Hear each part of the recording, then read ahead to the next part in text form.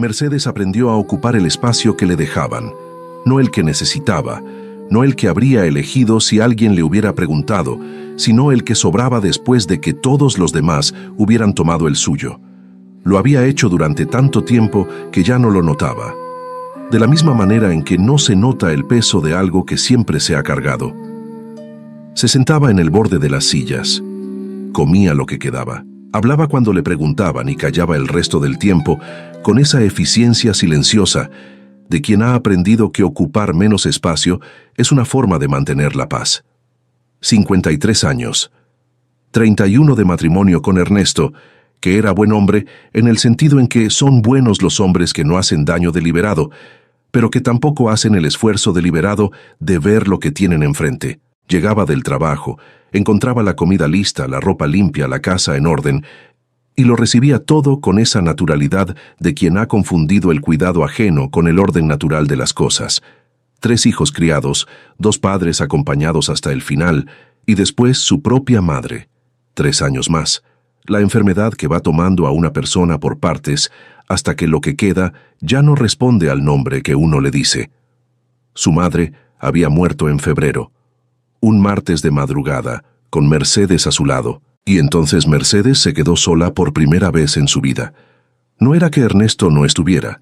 Ernesto estaba, llegaba del trabajo, comía, veía la televisión en el sillón que siempre había sido suyo porque era el más cómodo, y después dormía con ese sueño profundo de los hombres que no tienen nada pendiente que los despierte. Mercedes lo miraba a veces desde el otro lado de la cama en la oscuridad y pensaba que llevaban años siendo 2 personas que compartían un techo y una historia y muy poco más, y que ella había llenado ese espacio vacío con los hijos y con los padres enfermos y con el trabajo de la casa, y que ahora que no había nada que llenar el espacio, estaba allí, evidente y sin disculpa. El silencio de la casa en esos primeros meses no era el silencio de la paz, era el silencio de lo que ha quedado después de que algo se termina.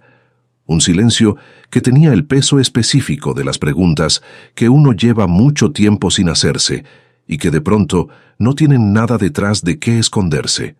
Una noche, lavando los platos de una cena que había comido sentada frente a Ernesto, que miraba la televisión, Mercedes se dio cuenta de que no recordaba qué había comido. No porque estuviera enferma, sino porque había preparado la comida, la había servido, la había comido, y en ningún momento había estado presente de manera real. Se quedó con las manos en el agua tibia del lavaplatos y sintió algo que no era exactamente tristeza, sino algo más desconcertante. La sensación de haberse buscado a sí misma en el lugar donde debería estar y no encontrarse. Antes de continuar, quiero preguntarte algo que quizás nunca nadie te ha preguntado directamente. ¿Cuándo fue la última vez que hiciste algo solo para ti, sin que fuera útil para alguien más, sin que hubiera una razón que lo justificara, excepto que tú lo querías? Cuéntame en los comentarios, porque esta historia empieza exactamente en ese lugar. Y si todavía no estás suscrito a este canal, quiero decirte algo importante. Cada historia que contamos aquí fue creada para la persona que necesitaba escuchar exactamente esto, en el momento exacto en que lo está escuchando. No es casualidad que hayas llegado hasta aquí. Si estas primeras palabras ya movieron algo dentro de ti, imagina lo que las próximas historias pueden hacer. Suscríbete ahora. Dale like si esta historia ya te está tocando el alma. Y quédate, porque lo mejor todavía está por venir. La carta llegó un martes por la mañana, 3 meses después de la muerte de su madre, en un sobre color crema con membrete de notaría. Su tía Remedios había muerto. La hermana menor de su padre, a quien Mercedes había visto exactamente 5 veces en su vida, le había dejado en herencia una propiedad en el interior. Una casa con terreno en las afueras de un pueblo que se llamaba San Isidro de las Piedras, a 6 horas de camino. El licenciado Fuentes, notario público, informaba que había un plazo para presentarse a firmar los documentos o la propiedad pasaría a disposición del municipio. Mercedes dobló la carta, la guardó en el cajón de los documentos importantes, y durante 2 semanas no la volvió a tocar. Fueron 2 semanas en que siguió haciendo lo que siempre había hecho, pero con esa piedra pequeña en el zapato que no era insoportable, pero que tampoco desaparecía. La carta estaba en el cajón, la propiedad existía, Una tía que casi no había conocido había pensado en ella específicamente al momento de decidir a quién dejar lo que tenía. ¿Por qué ella? ¿Y por qué la idea de ir a verla antes de decidir qué hacer con ella no la abandonaba? Una mañana, barriendo el corredor de la casa con esa atención mecánica de los movimientos que el cuerpo ha hecho tantas veces que ya no necesitan instrucción, Mercedes se detuvo con la escoba en la mano y pensó que llevaba 30 años barriendo corredores. No siempre el mismo. Habían cambiado de casa 2 veces, pero siempre el mismo movimiento, la misma dirección, el mismo propósito. Y pensó que no sabía qué querría hacer si pudiera elegir, si querría barrer algo en absoluto. Fue al día siguiente que sacó la carta del cajón y llamó al licenciado Fuentes. El notario le explicó lo que había que explicar, que la casa llevaba años sin habitarse, que había habido un casero que había muerto el año anterior, que la viuda se había ido al norte con los hijos menores, que había quedado el mayor, un niño de 10 años llamado Silvio, al cuidado de una tía del pueblo porque la madre había dicho que lo mandaría a buscar cuando se instalara, y eso había sido 8 meses atrás. Que el estado de la propiedad era recuperable, aunque recuperable era una palabra que admitía muchas interpretaciones. Cuando el licenciado Fuentes preguntó si prefería que él gestionara la venta directamente, Mercedes dijo que no, que iría ella. Esa noche se lo dijo a Ernesto mientras recogía la mesa. Ernesto preguntó cuánto tiempo estaría fuera, quién se encargaría de la casa, si había pensado bien en lo que estaba haciendo. Mercedes lo escuchó decir todo eso, y entonces dijo, con esa calma que había cultivado durante 31 años, que la casa tenía todo lo necesario para funcionar sola unos días, que él sabía dónde estaba la lavadora y dónde estaba el mercado, y que si no lo sabía, era un buen momento para aprenderlo. Ernesto no respondió. Se quedó mirándola con esa expresión de quien está viendo algo que no reconoce del todo, como si la mujer que tenía enfrente se pareciera a la que conocía, pero tuviera algo diferente en los ojos que no sabía nombrar. Mercedes recogió los últimos platos y fue a la cocina. 3 días después, un viernes de mañana temprano, salió con una maleta que contenía lo necesario y nada más. Ernesto dormía todavía. Mercedes se detuvo un momento en el umbral del cuarto, mirando la forma de ese hombre bajo las cobijas, pensando en 31 años de mañanas exactamente iguales a esta, ella despierta y él dormido, ella en movimiento y él en pausa, ella organizando el día para los dos antes de que él abriera los ojos.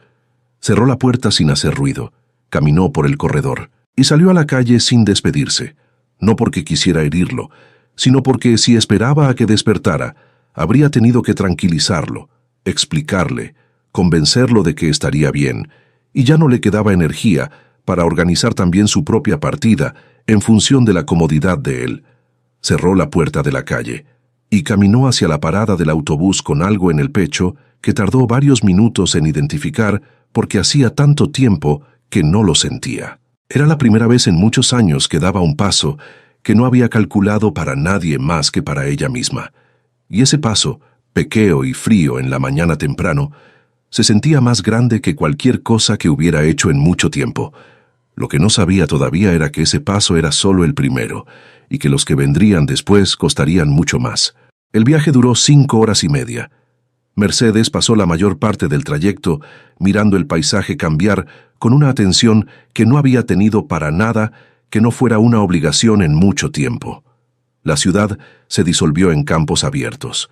Los cerros fueron apareciendo, primero suaves y después más pronunciados, con esa vegetación densa de los lugares donde el agua llega bien y la tierra sabe qué hacer con ella.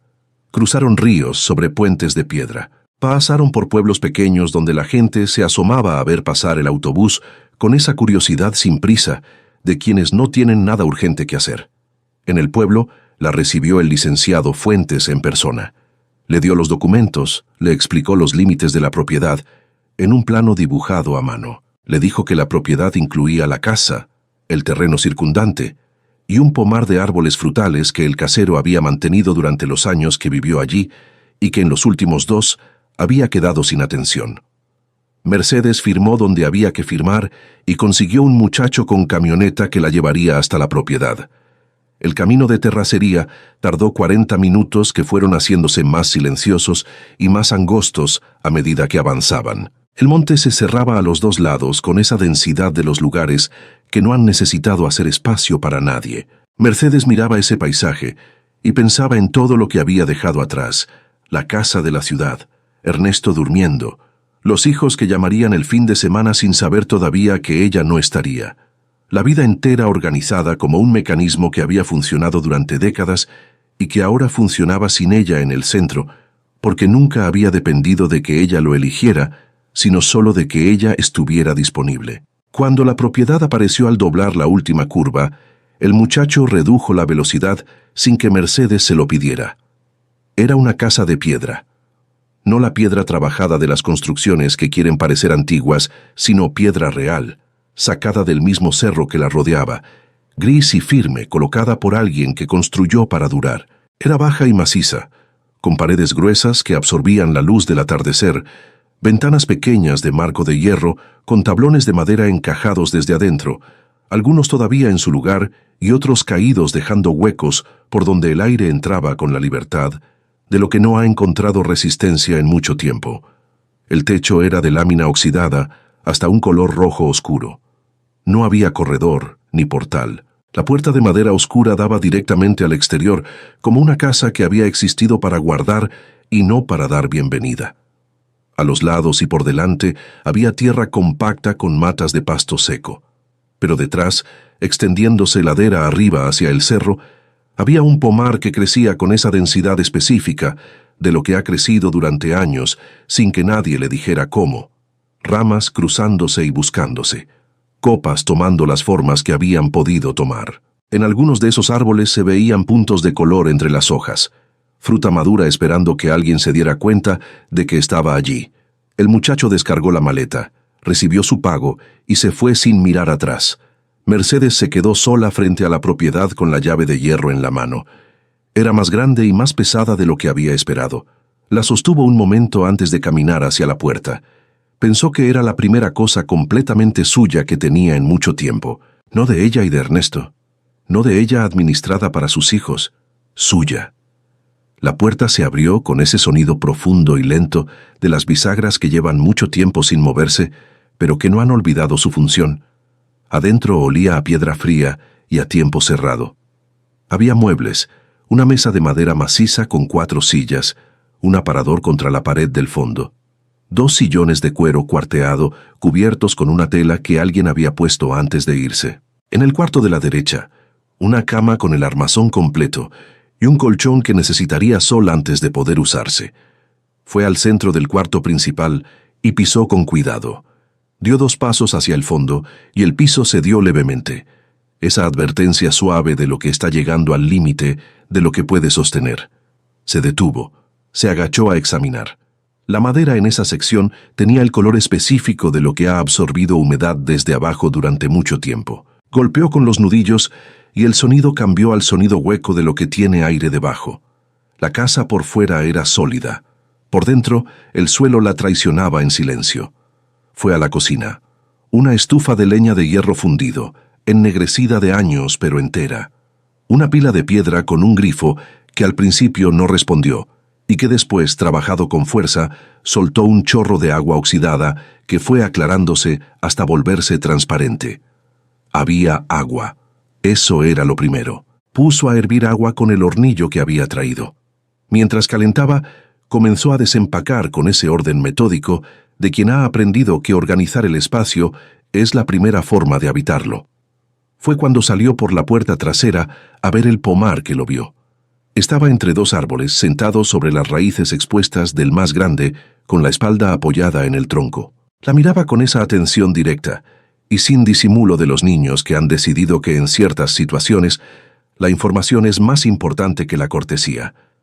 Tendría 10 años, quizás 11. Delgado, con el cabello oscuro sin cortar que le llegaba a los ojos. Llevaba una camisa con un desgarro en el hombro remendado con hilo de un color levemente diferente. No parecía asustado. Parecía como alguien que lleva mucho tiempo en ese lugar y que ahora que el lugar ha cambiado, está evaluando si ese cambio es bueno o malo. Mercedes lo miró. y en lugar de preguntar quién era o qué hacía allí, miró los árboles que lo rodeaban y preguntó cómo se llamaban. El niño parpadeó. No era la pregunta que había esperado. Dijo que eran perales, que había también membrillos más al fondo, 4, y manzanos silvestres en la parte de arriba del cerro, que en el lado sur había 3 higueras, que al fondo había un nogal que tenía más de 100 años. Mercedes tomó una pera del árbol más cercano, la limpió contra la manga del abrigo y la mordió. Era intensa de una manera que las peras del mercado no son, con una acidez que llegaba antes que el dulce y que después se equilibraba en algo que la lengua reconocía como real. Tomó otra y se la extendió al niño sin decir nada. El niño la tomó. La comió en silencio, y cuando terminó, dijo que se llamaba Silvio, que su padre había sido el casero de esta propiedad durante 13 años, que él conocía cada árbol de ese pomar porque había crecido entre ellos y porque su padre le había enseñado sus nombres y sus historias y la manera de tratar a cada uno. Mercedes dijo que se llamaba Mercedes, que había venido a ver la propiedad antes de decidir qué hacer con ella. Silvio preguntó si iba a venderla. Mercedes dijo que todavía no lo sabía. Silvio asintió con la seriedad de quien recibe una respuesta honesta y la reconoce como tal. Y entonces dijo que si iba a quedarse unos días, él podía mostrarle el terreno, que había partes que no eran obvias desde afuera, pero que importaban si uno quería entender lo que tenía. Mercedes dijo que mañana si él quería. Silvio dijo que vendría temprano, y se fue por el fondo del pomar con esa familiaridad de quien no necesita que le señalen el camino, porque el camino existe en su cuerpo antes que en sus ojos. Mercedes se quedó sola entre los perales. Había fruta en el suelo debajo de cada árbol, fruta que había madurado y caído sin que nadie la recogiera, que se estaba deshaciendo con ese olor dulce y levemente fermentado de lo que ha sido y ya no sirve para lo que debería servir. Pensó que era un desperdicio que llevaba tiempo siendo desperdicio, silenciosamente, sin que nadie lo viera porque no había nadie que mirara. Esa noche durmió en el colchón que había sacado a ventilar al sol de la tarde, con el frío de piedra de las paredes y los sonidos del campo que no eran los sonidos de la ciudad. Eran otra cosa. Un lenguaje diferente que no entendía todavía, pero que reconocía como lenguaje. Antes de dormirse pensó en Ernesto, pensó en sus hijos, y pensó que al día siguiente, cuando descubrieran que no había dejado nota, iba a empezar algo que todavía no sabía cómo terminaría. Tenía razón, pero eso era mañana. Esa noche, por primera vez en mucho tiempo, era solo suya. Silvio llegó al día siguiente, cuando el sol apenas empezaba a calentar las piedras. Mercedes estaba intentando entender la estufa de leña cuando escuchó sus pasos en la tierra seca afuera, el sonido de alguien que caminaba un terreno que conocía completamente. Traía en la mano un manojo de ramas delgadas y secas atadas con una cuerda. Dijo que eso era para la estufa, que la leña que servía para empezar el fuego era diferente a la que servía para mantenerlo. Encendió la estufa con esa eficiencia de quien ha hecho lo mismo cientos de veces. El fuego prendió al primer intento, y el calor fue llenando la cocina de piedra con esa lentitud de las cosas que calientan bien porque no tienen prisa. Mercedes hizo café. Se sentaron en la mesa y Silvio empezó a explicar el pomar, que tenía 15 años de historia, que el padre de Silvio, Eusebio, había sido casero durante 13 años y había convertido ese lugar en algo productivo de verdad. Silvio lo contaba con esa voz llana de quien da información real sin decorarla. Mencionaba a su padre de la misma manera en que mencionaba el estado de los árboles, como un hecho del territorio necesario para entender lo que había ahora. Mercedes preguntó cuál era el problema más urgente. Silvio no dudó. La poda. 2 años sin intervención habían dejado los árboles en un estado en que la energía que debería ir a la fruta se estaba yendo a las ramas en todas las direcciones. Que el objetivo no era el orden visual, sino la luz. Que cada rama que se quitaba debía quitarse porque bloqueaba el sol a algo más importante. Recorrieron el pomar después del café. Silvio caminaba delante señalando cada árbol, explicando su historia. Este peral lo había plantado el primer dueño y tenía una manera de crecer que era la suya y que ya no valía la pena intentar corregir. Ese membrillo había tenido una enfermedad que el padre de Silvio había tratado durante 2 temporadas hasta que respondió.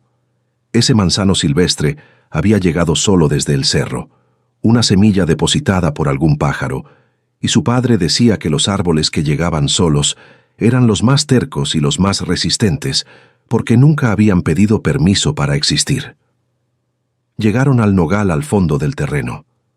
Mercedes se detuvo. Era grande de una manera que requería un momento para procesar. El tronco tenía la circunferencia de 3 personas, con los brazos extendidos. La corteza estaba profundamente surcada con esas grietas verticales que son el registro de décadas de crecer y contraerse. Silvio dijo que su padre decía que si uno quería saber cuánto tiempo llevaba un lugar habitado, que mirara el nogal, que los nogales no mienten sobre el tiempo, porque el tiempo es lo único que los hace crecer. Mercedes lo miró largo rato, y pensó en todos los que habían pasado por ese lugar antes que ella, y en que ella estaba allí ahora, que de alguna manera todos esos tramos habían llevado hasta este momento específico. Fue esa tarde al pueblo. En la ferretería, eligió una podadera de mano de acero bueno, una tijera de poda de 2 manos y una sierra pequeña de corte fino. El hombre del mostrador le dijo que si iba a trabajar el pomar de la propiedad de Remedios, que tuviera cuidado con los membrillos, que había pasado una plaga por la región el año anterior, y le explicó los signos específicos con la precisión de quien conoce bien su oficio.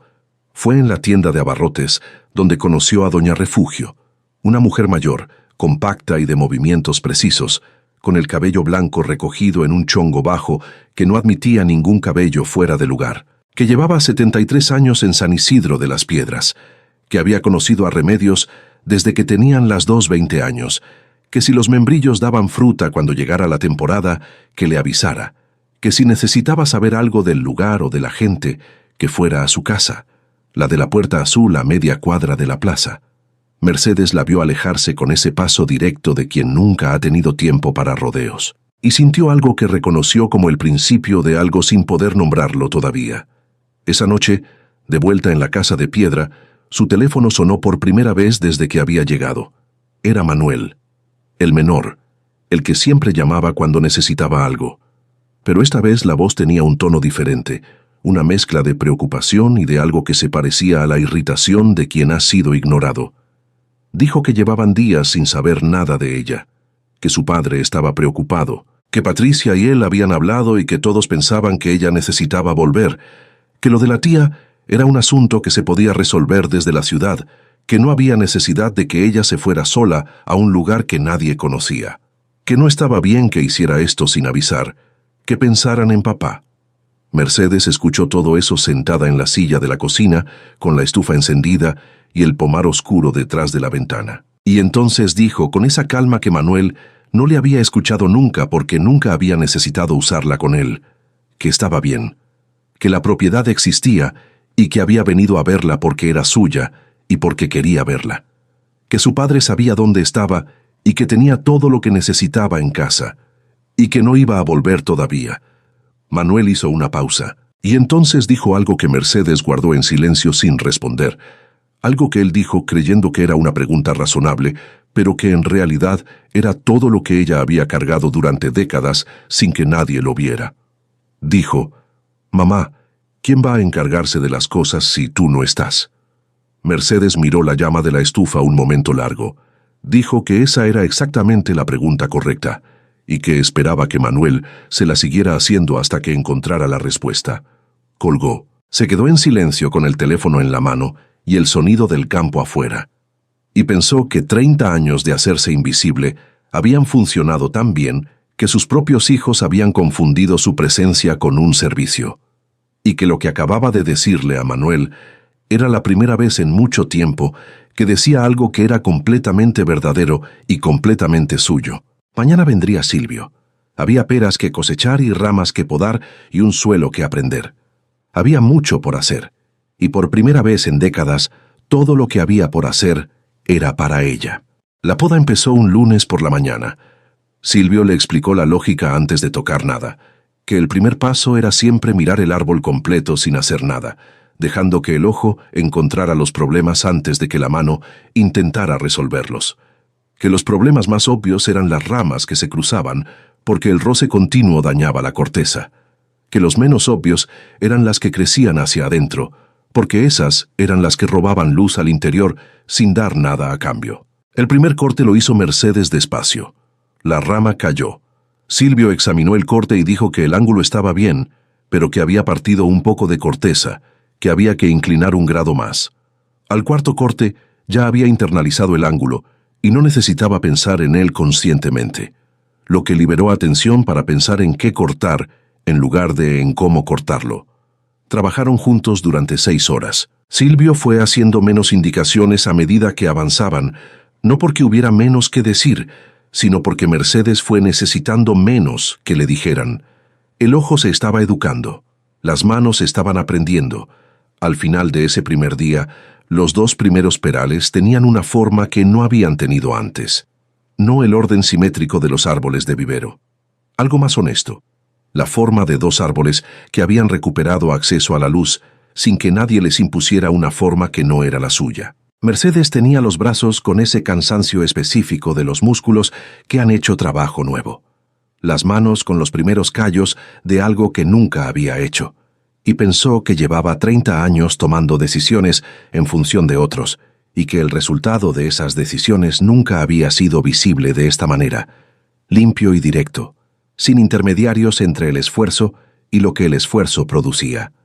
Al final de esa primera semana, encontraron el problema en los membrillos. Silvio señaló sin decir nada una zona de color diferente en la corteza del lado norte del primer membrillo, con perforaciones pequeñas y regulares que no eran aleatorias. Era la plaga que el hombre de la ferretería había descrito. Revisaron los 4. 2 estaban sanos. 1 tenía signos tempranos. El cuarto tenía la afectación más avanzada, aunque todavía no irreversible. Mercedes fue esa tarde a buscar a doña Refugio. La encontró en su cocina con el olor a membrillo cocido saliendo por la ventana. Doña Refugio escuchó la descripción del problema sin interrumpir, fue a una alacena y sacó un frasco de vidrio con una mezcla de color verdoso. Explicó la mezcla, cobre y cal, en la proporción correcta. Explicó la aplicación, la frecuencia, los signos de mejoría. Mercedes tomó el frasco y preguntó cuánto le debía. Doña Refugio dijo que nada todavía, que cuando los membrillos dieran fruta, ya verían. Mercedes dijo que no estaba acostumbrada a recibir sin dar algo a cambio. Doña Refugio la miró con esa atención directa que tenía para todo, y dijo que lo sabía, que se notaba, que las personas que no pueden recibir sin incomodarse generalmente son las mismas que han pasado la vida dando sin cobrar nada, y que en algún momento eso las deja vacías de una manera que no saben nombrar porque nunca han tenido el vocabulario para esa clase de vacío. Lo dijo sin crueldad, como información, como algo que era verdad y que por lo tanto valía la pena decir aunque nadie lo hubiera pedido. Mercedes no respondió de inmediato. Doña Refugio puso agua para el café, y mientras la tarde bajaba afuera con esa lentitud de las tardes del interior, habló de la tía Remedios. Dijo que había llegado a San Isidro de las Piedras 40 años atrás, sin que nadie supiera bien de dónde venía ni por qué había llegado exactamente allí. Que en 40 años de amistad había ido soltando pedazos de una historia incompleta, pero suficiente para entender que había llegado de algún lugar donde había dejado algo que no quería seguir siendo, y que había elegido este lugar no porque tuviera razones específicas, sino porque en algún punto del camino había parado y había pensado que podía quedarse. Mercedes preguntó si Remedios había sido feliz aquí. Doña Refugio pensó antes de responder. Dijo que feliz era una palabra que Remedios no usaba mucho, que decía que aquí se sentía entera, que decía que aquí tenía el tamaño correcto, ni más grande de lo que era, ni más pequeña. Mercedes se quedó en silencio, entera. Una palabra tan simple para algo que ella llevaba décadas sin sentir, que no sabía si todavía recordaba cómo era. Doña Refugio la miró con esa atención que tenía para las cosas importantes, y dijo algo que Mercedes no esperaba.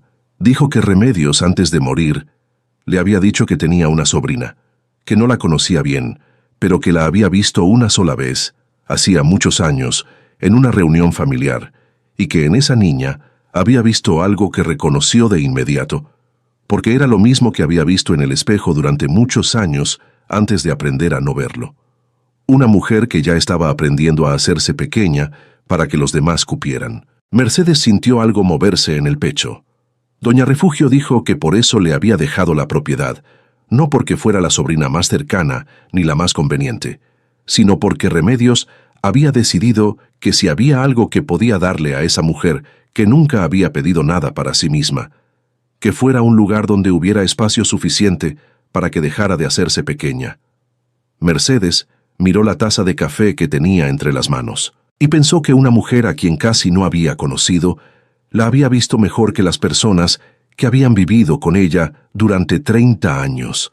Esa noche volvió a la casa de piedra, caminando los 40 minutos del camino de terracería, con el cielo lleno de estrellas sobre ella y esa palabra en la cabeza, entera, y pensó que quizás Remedios tenía razón, que quizás todavía había tiempo. Lo que no sabía era que en pocos días llegarían las personas que más quería en el mundo a decirle que estaba equivocada, y que esa sería la prueba más difícil de todas. Apareció Pilar al comienzo del segundo mes.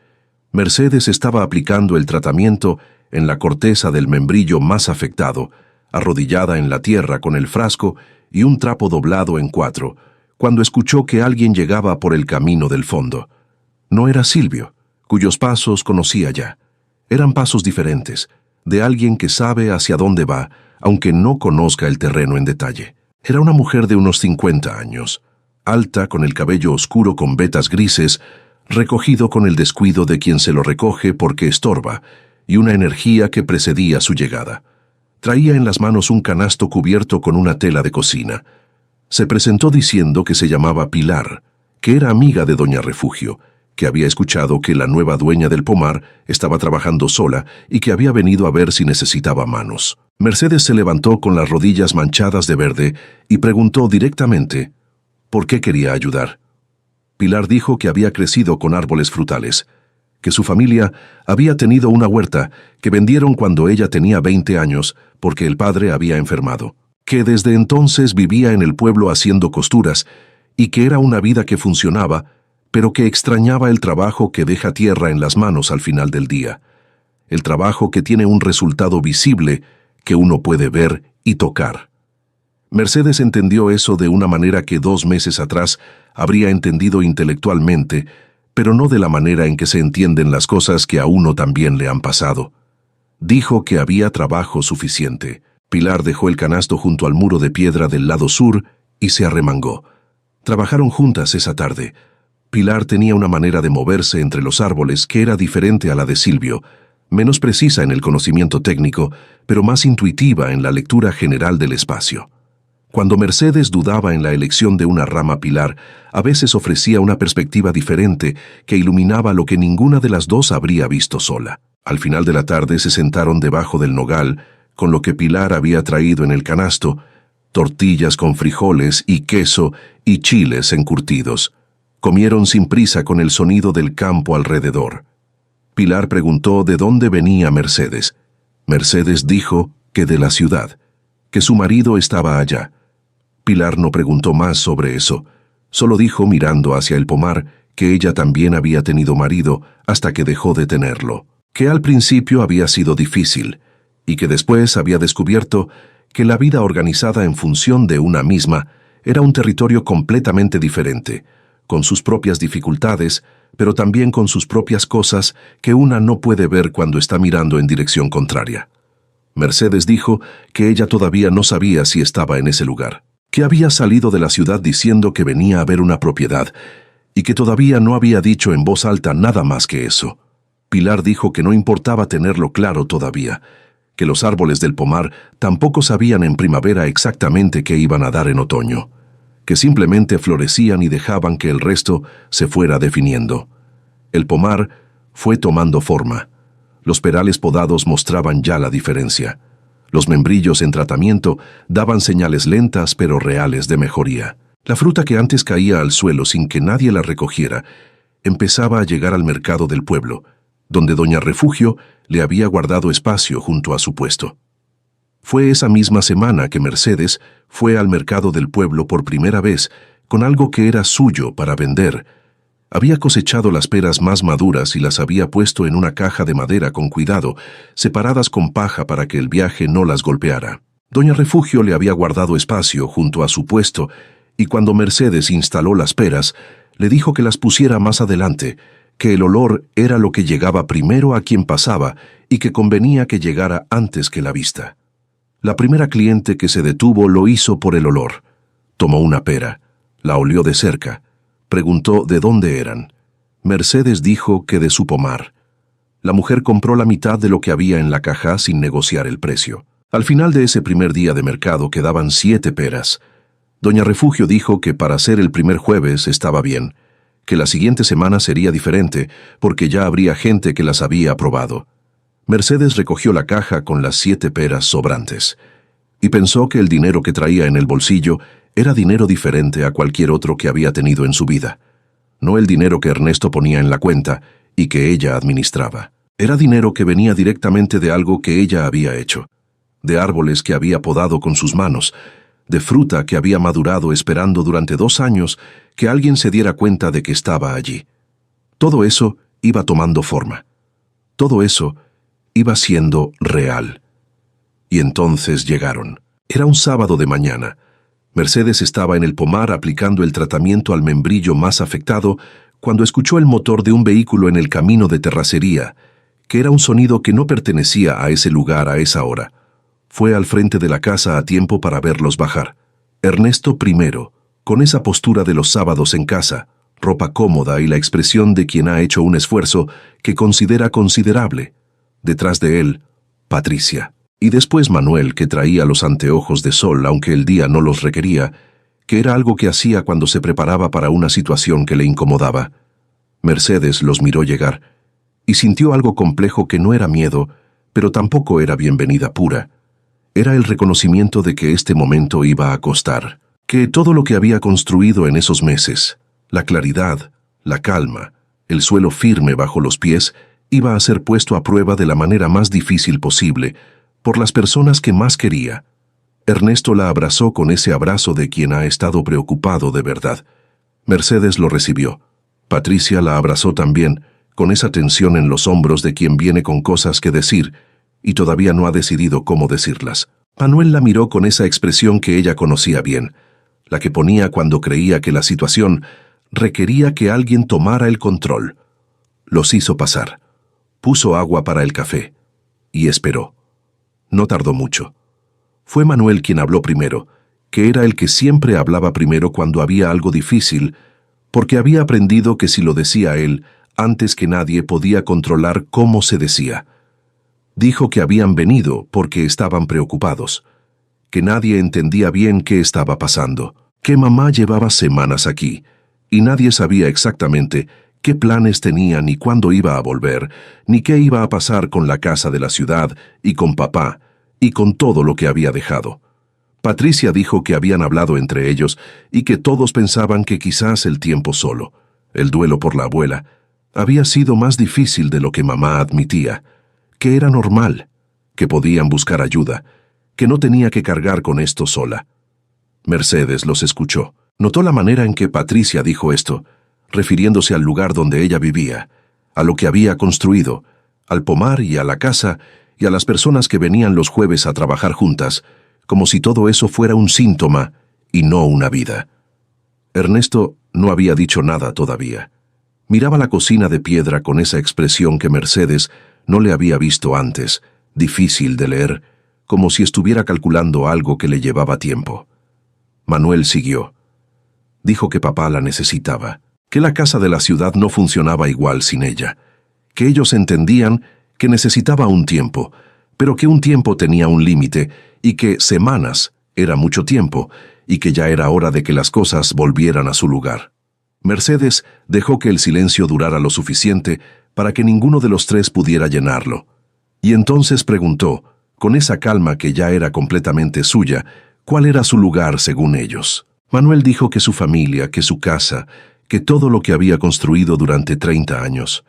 Mercedes asintió despacio y dijo que eso era exactamente lo que quería hablar con ellos, que había construido durante 30 años, sí, que había construido para todos, que había cocinado y limpiado y cuidado y organizado y resuelto y anticipado y estado disponible, que había enterrado a sus padres y al padre de Ernesto y que durante todo ese tiempo ninguno de los tres la había llamado para preguntarle cómo estaba, no cómo estaba la situación, sino cómo estaba ella, que la llamaban cuando necesitaban algo, que la visitaban en fechas marcadas en el calendario, que la querían, sí, eso lo sabía, pero que la querían de la manera en que se quiere una cosa que funciona, sin preguntarse nunca qué necesita la cosa para seguir funcionando.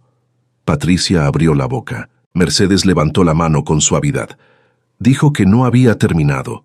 Dijo que esta casa era suya, que la tía Remedios se la había dejado porque había visto en ella algo que su propia familia no había visto, que aquí había aprendido a encender una estufa y a podar un árbol y a vender fruta en el mercado, y a recibir sin sentir que le debía algo a quien le daba, que aquí había encontrado personas que la veían, y que no estaba dispuesta a dejar todo eso para volver a ser invisible en una casa que funcionaba precisamente porque ella no ocupaba ningún espacio en ella.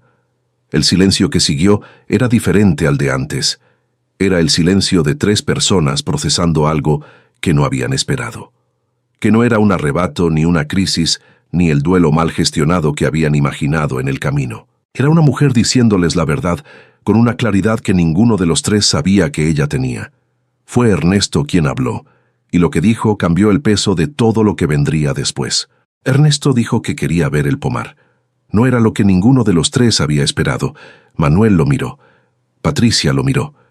Pero Ernesto ya se había levantado y miraba hacia la puerta trasera con esa expresión que Mercedes no le había visto en 30 años, la de alguien que necesita moverse para pensar. Salieron los dos solos al pomar. Los hijos se quedaron en la cocina con el café y el silencio entre ellos. Era media mañana, y la luz llegaba entre las copas de los perales podados con esa calidad específica de la luz que ha encontrado el camino correcto. Ernesto caminó despacio entre los árboles sin decir nada, mirando. Mercedes caminó a su lado sin explicar nada, dejando que él viera. Se detuvieron debajo del nogal. Ernesto miró el tronco, las grietas verticales de la corteza, las ramas principales tan gruesas como el tronco de cualquier otro árbol del pomar, y después miró a Mercedes con una expresión que ella tardó un momento en reconocer, porque era una que no le había visto nunca. Era la expresión de alguien que está viendo algo que debería haber visto hace mucho tiempo, y que sabe que el tiempo que no vio no se recupera. Dijo que nunca había estado en un lugar así con ella. Mercedes preguntó en qué tipo de lugar. Ernesto buscó las palabras con esa torpeza de quien no tiene práctica de buscarlas. Dijo que en un lugar que fuera de ella. Que todos los lugares donde habían estado juntos habían sido suyos de alguna manera. La casa que él había elegido, el trabajo que era el suyo, los planes que habían sido los suyos, que ella había entrado a todos esos lugares y los había hecho funcionar y los había llenado y que él había recibido todo eso como si fuera lo natural, como si ella no tuviera un lugar propio que también necesitara ser llenado. Mercedes lo escuchó sin interrumpirlo. Ernesto dijo que en el camino había venido diciéndose que ella estaba pasando por algo difícil y que había que traerla de vuelta, que esa era la manera en que lo había pensado, traerla de vuelta, como si ella fuera algo que se había salido de su lugar y que había que devolver al sitio correcto, que no se había preguntado en ningún momento si el sitio correcto era el que él tenía en la cabeza o el que ella había elegido. Dijo que mirando este pomar entendía algo que no había entendido antes, que ella había construido esto, que había llegado sola a un lugar que no conocía y había aprendido a podarlo y a tratarlo y a hacerlo producir, y que eso era exactamente lo que había hecho durante 30 años en la casa de la ciudad, pero que en la casa de la ciudad él nunca lo había visto porque lo había dado por sentado, que lo natural y lo invisible eran la misma cosa cuando una persona hace todo bien. Mercedes miraba el nogal. Ernesto dijo que no sabía si podía cambiar, que a los 62 años no sabía si tenía la capacidad de aprender a ver lo que había estado delante de él durante 3 décadas, que era posible que ya fuera demasiado tarde para eso, pero que quería que ella supiera que lo veía ahora, que veía lo que había hecho aquí y lo que había hecho siempre, y que lo que había hecho siempre había tenido un valor que él nunca le había dado, porque nunca se lo había pedido y porque nunca se lo había dado él solo. Hizo una pausa y dijo que si ella había decidido quedarse aquí, que él no iba a venir a buscarla, que no porque no la quisiera, sino porque quererla y no haberla visto durante 30 años eran dos cosas que podían ser verdad al mismo tiempo, y que la consecuencia de no haber visto a alguien durante 30 años no podía ser que esa persona volviera a ponerse en el lugar donde uno pudiera seguir sin verla. Mercedes lo miró, y sintió algo que no esperaba sentir, no alivio exactamente, no victoria, sino algo más difícil y más honesto, pena. Pena real por ese hombre que había llegado con la intención de traerla de vuelta y que, en cambio, había dicho la única cosa que podía decirse que fuera verdadera, que había tardado 30 años en verla y que quizás ya era tarde y que lo sabía. Dijo que lo había querido, que lo seguía queriendo, pero que quererlo y volver a ser invisible eran dos cosas que no podían seguir siendo la misma cosa. Ernesto asintió. Miraba el nogal. Dijo que el árbol era muy grande. Mercedes dijo que tenía más de 100 años. Ernesto dijo que se notaba. Volvieron a la casa en silencio, uno al lado del otro, caminando entre los perales podados con la luz de la mañana entre las copas. Era un silencio diferente al de 30 años de silencios compartidos. Era el silencio de dos personas que se han dicho algo verdadero y que saben que ese algo verdadero ha cambiado la forma de lo que viene sin que ninguno de los dos sepa todavía exactamente qué forma tendrá. Dentro, Patricia y Manuel los esperaban con el café frío y las expresiones de quienes han estado hablando entre ellos y han llegado a algo que todavía no saben cómo decir. Ernesto recogió su chaqueta de la silla. Les dijo a sus hijos que él se iba a quedar en el pueblo esa noche y que al día siguiente regresaría a la ciudad, que ellos podían quedarse si querían, que eso era entre ellos y su madre. Los miró a los dos y dijo, con esa voz del hombre que acaba de decir algo difícil y todavía no ha procesado completamente el peso de haberlo dicho, que su madre merecía que la escucharan, no que la convencieran, que la escucharan, y salió. Patricia fue la primera en hablar cuando la puerta se cerró. Dijo que no entendía qué había pasado afuera con papá, que no lo había visto nunca hablar así, que algo había dicho que lo había cambiado en el camino de vuelta y que ella necesitaba entender qué era. Mercedes les dijo que Ernesto había visto el pomar. Manuel dijo que no entendía qué tenía que ver el pomar. Mercedes dijo que tampoco ella lo esperaba, pero que a veces las personas ven en los lugares lo que no han sabido ver en las personas, que Ernesto había visto lo que ella había construido sola en un lugar que no conocía, y había reconocido algo que debería haber reconocido hace mucho tiempo. Patricia preguntó qué era lo que había reconocido. Mercedes los miró a los dos, y dijo que los quería, que eso primero, porque lo que iba a decir después era difícil, y quería que supieran que venía de ese lugar. Los quería. Había dado todo lo que tenía para criarlos bien, y para que llegaran a ser las personas que eran, pero que había un precio que había pagado por eso, que ninguno de los dos había visto, porque nunca habían necesitado verlo. Dijo que cuando fue la última vez que cualquiera de los dos la había llamado sin necesitar algo, no para pedirle consejo ni para contarle un problema, ni para confirmar una fecha de visita, sino para preguntar cómo estaba ella, no cómo estaba la situación con la abuela, no cómo estaba papá, cómo estaba ella.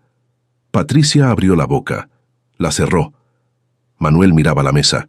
Mercedes dijo que no lo decía para hacerlos sentir mal, lo decía porque era verdad, y porque si no lo decía, nadie lo iba a decir, que se habían ido de casa y habían construido sus vidas, y eso era exactamente lo que se supone que debía pasar, que eso era el éxito de haberlos criado bien, pero que en el proceso de construir sus vidas habían dejado de preguntar si ella también tenía una vida que construir, que la habían tratado como infraestructura, como algo que está siempre disponible y que por lo tanto no necesita que nadie pregunte cómo está. Manuel levantó la vista, y Mercedes vio en su cara algo que no esperaba ver, no la defensiva de siempre, no el intento de reencuadrar la situación de manera que no le costara tanto. Vio algo más parecido al reconocimiento, el reconocimiento de alguien que acaba de verse con una claridad que incomoda. Dijo en voz baja que tenía razón. Patricia lo miró. Manuel dijo que tenía razón, y que lo había sabido antes de que ella lo dijera, pero que había sido más fácil no pensarlo. que cada vez que colgaba el teléfono después de pedirle algo, había habido un momento, pequeño y rápido, en que había pensado que no le había preguntado cómo estaba, y que había dejado pasar ese momento, porque era incómodo y porque había cosas que hacer, y porque mamá siempre estaba bien, mamá siempre estaba bien, mamá siempre resolvía todo, y esa certeza era más cómoda que preguntarse si realmente era así. Patricia tenía los ojos húmedos. Dijo que ella también, que había llamado los domingos con esa puntualidad que era en realidad culpa organizada, la manera de estar presente el tiempo suficiente para no sentirse ausente, que había asumido que si mamá necesitaba algo lo pediría, sin preguntarse nunca si mamá había aprendido a no pedir porque nadie le había enseñado que podía. El silencio que siguió era diferente a todos los silencios del día. Era el silencio de dos personas que están mirando algo de frente y que saben que una vez que lo han mirado, no pueden fingir que no lo vieron. Mercedes dijo que les agradecía que lo dijeran, que no era fácil decirlo y que lo sabía. Manuel preguntó con esa voz de quien hace una pregunta que le cuesta hacer, si ella los había perdonado. Mercedes dijo que no había nada que perdonar porque no habían hecho nada con mala intención, que el problema no era la mala fe, sino la costumbre, que la costumbre de que mamá siempre está bien es cómoda para todos y que todos la habían dejado volverse invisible juntos, sin que nadie lo decidiera, sin que nadie lo quisiera así, simplemente dejando que pasara. Dijo que lo que quería de ellos no era culpa, era otra cosa. Quería que cuando llamaran le preguntaran cómo estaba ella y esperaran de verdad la respuesta, que cuando viniera a visitarlos no llegara con las manos llenas de cosas que hacer para ellos, sino con tiempo para sentarse y hablar.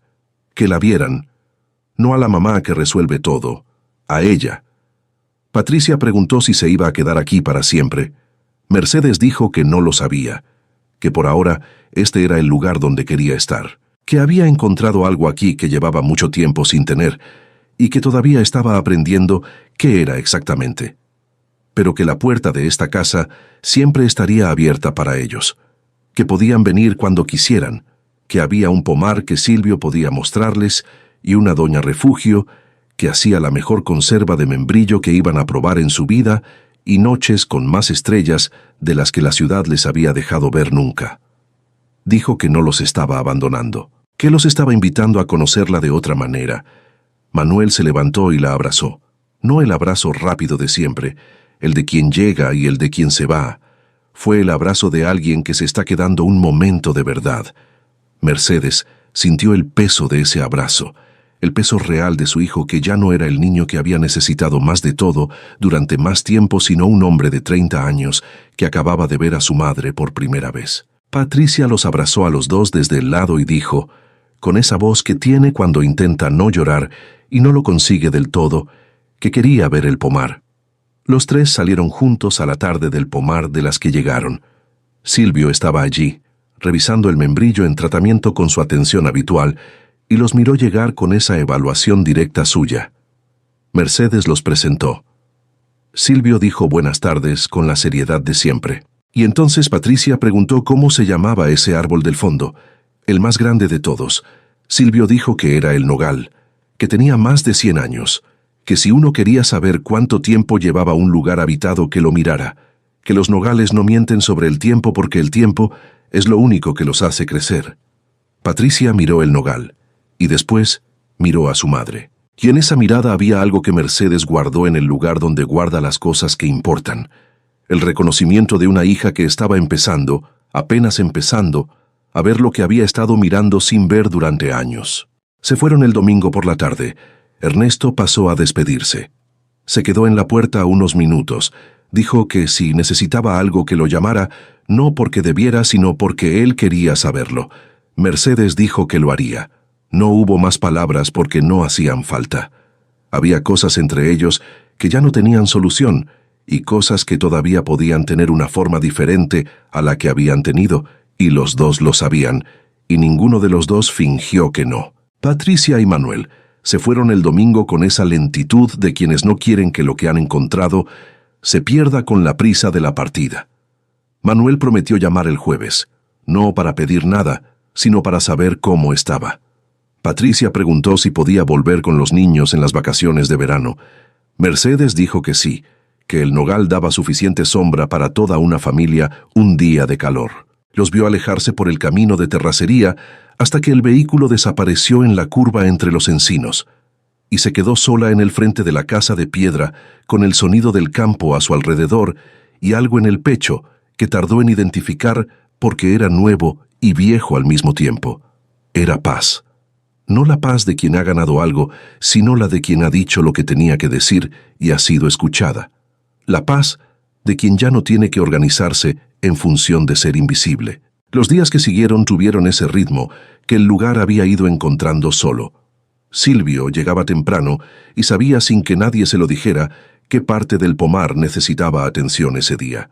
Pilar llegaba 2 veces por semana con su energía y sus manos que conocían el trabajo. Un jueves de mercado, mientras doña Refugio acomodaba sus conservas con la eficiencia de quien lleva décadas haciendo lo mismo, dijo sin preámbulo que los membrillos ese año habían dado más que en los 3 anteriores juntos, que la fruta tenía una concentración que hacía que la conserva saliera diferente, más intensa, más de sí misma. Y que eso pasaba, dijo mirando a Mercedes con esa atención directa que tenía para las cosas que importaban, cuando los árboles recibían finalmente el cuidado que merecían después de mucho tiempo sin recibirlo.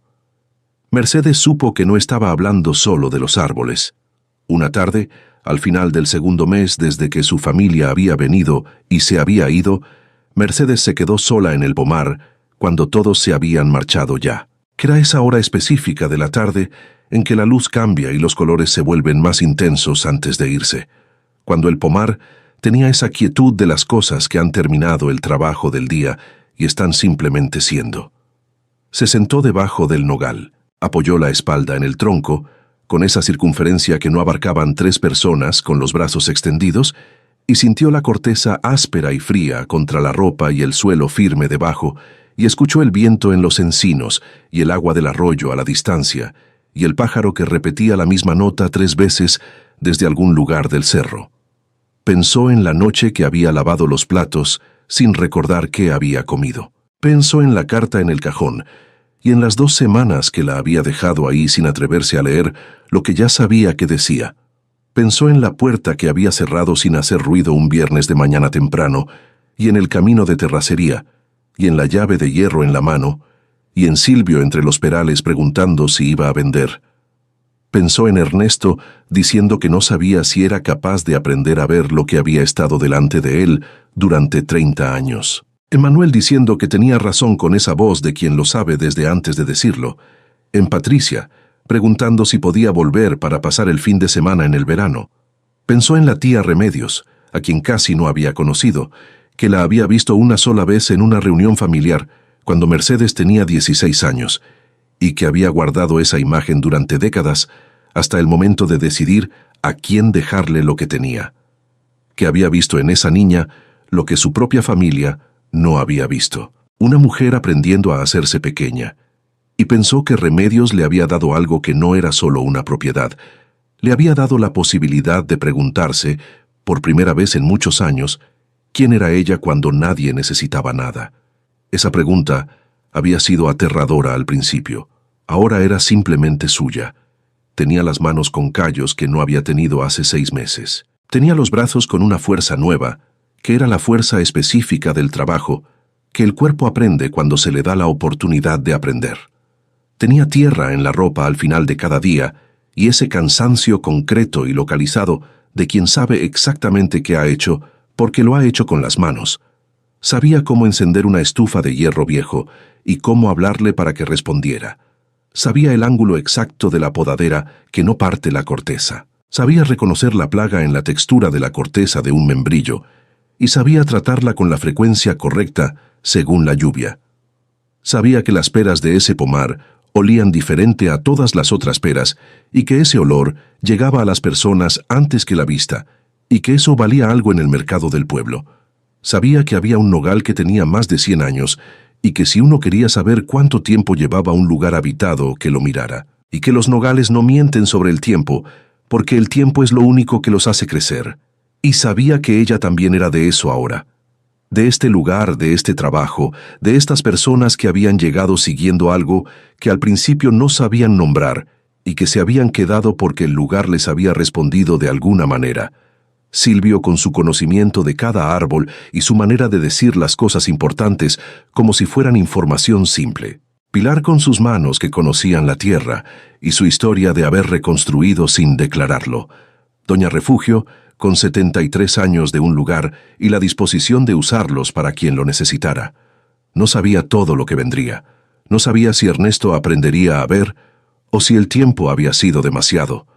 No sabía si Manuel llamaría el jueves como había prometido o si la promesa se perdería con la distancia y la costumbre, que son las dos cosas que más disuelven las intenciones buenas. No sabía si Patricia volvería en el verano o si el verano llegaría y habría algo que lo impidiera. Como siempre había algo que lo impidiera. No saber no era lo mismo que estar perdida.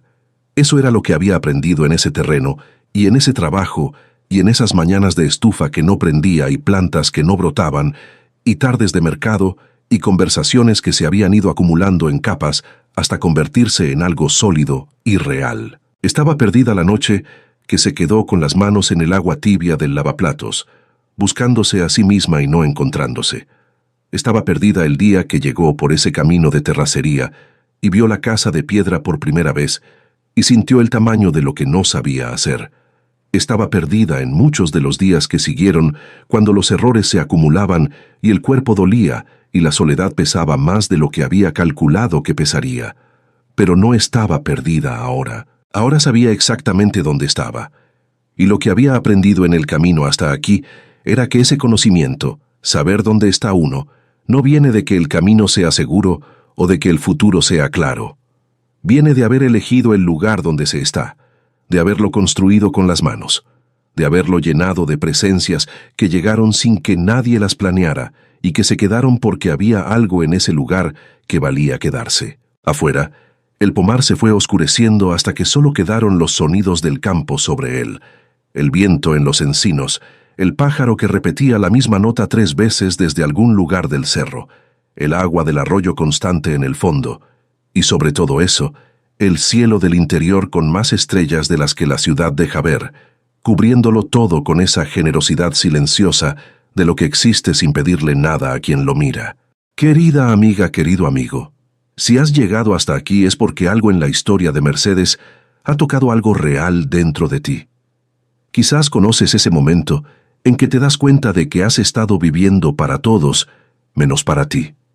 Quizás conoces el peso de haber sido siempre el lugar donde los demás se apoyan sin que nadie te haya preguntado quién te sostiene a ti. Quizás conoces lo que es que las personas que más quieres te vean como infraestructura y no como persona, no porque sean malas, sino porque tú lo has permitido tanto tiempo que todos, incluyéndote a ti misma, se han olvidado de que debería ser diferente.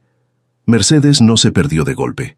Se fue perdiendo de a poco en años de hacer lo correcto para todos los demás con tanta dedicación que no le quedó atención para preguntarse qué quería ella. Y lo más difícil de su historia no fue el momento en que se fue. Lo más difícil fue el momento en que las personas que más quería llegaron a buscarla y ella tuvo que decirles la verdad en lugar de ceder. Porque ceder habría sido más fácil. Siempre es más fácil ceder cuando la presión viene del amor, pero el amor que no te ve no puede ser la razón para seguir siendo invisible. Lo que encontró no fue una segunda oportunidad, fue la primera oportunidad real de elegir para sí misma. Y la diferencia entre las dos es enorme, aunque desde afuera parezcan iguales. Ernesto la vio cuando ya era tarde para muchas cosas, y lo reconoció, y eso fue lo más honesto que podía hacer. Sus hijos la vieron también, con ese dolor específico del reconocimiento que llega cuando uno se da cuenta de que ha mirado sin ver a alguien durante años. Eso no arregla el tiempo pasado, pero puede cambiar el tiempo que queda, si uno elige que cambie. Lo que construyó Mercedes no fue solo un pomar recuperado, fue la prueba de que empezar de nuevo no borra lo que vino antes, sino que lo honra construyendo algo mejor sobre lo que quedó. Que la familia no siempre nace con uno.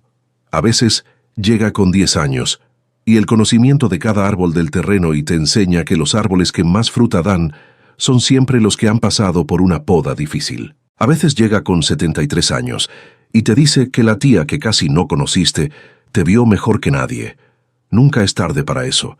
No a los 53, no a los 60, no a ninguna edad en que una persona se dé cuenta de que ha estado viviendo en función de todo lo demás y quiere por primera vez en mucho tiempo vivir también en función de sí misma. Ese querer no es abandono, no es egoísmo. Es el reconocimiento de que una persona que no sabe quién es no puede dar de manera completa a nadie, y de que hacerse invisible no es un sacrificio noble, sino una pérdida que todos pagan, incluyendo los que se benefician de ella sin saberlo. Si algo en la historia de Mercedes te resultó demasiado familiar, si reconociste en ella algo que estás viviendo, quiero que sepas algo. Las personas que te quieren de verdad van a sobrevivir el momento en que dejes de hacerte pequeña para que ellos quepan. Y los que no sobrevivan ese momento te estarán diciendo algo importante sobre la naturaleza de lo que han querido de ti. Tu historia todavía se está escribiendo. Y si la de Mercedes te recordó que todavía hay tiempo de preguntarte quién eres cuando nadie te necesita, que las personas correctas llegan aunque no las hayas buscado, que los lugares donde uno pertenece a veces hay que construirlos antes de poder reconocerlos, entonces ya cumplió su propósito.